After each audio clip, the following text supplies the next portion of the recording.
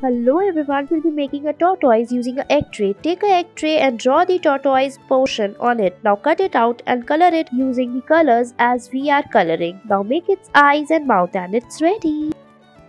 Next, we'll be making a ladybird using a walnut shell. Take an empty walnut shell and color it using the red pen. After that, we will take black pen and make lines and dots on it. After that, stick it on the paper. Now make its head and legs and your cute ladybugs are ready.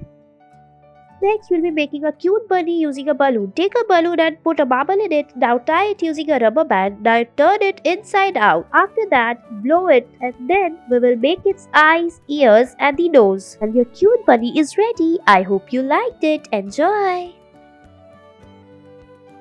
Next, using an egg, we will make a panda face or a tortoise, whatever you want to call it, you can. Make the face of the panda on it, then make its legs, make a tortoise face, cut it out and stick them on the egg. And it's ready. Look how cute it's looking. Thanks for watching.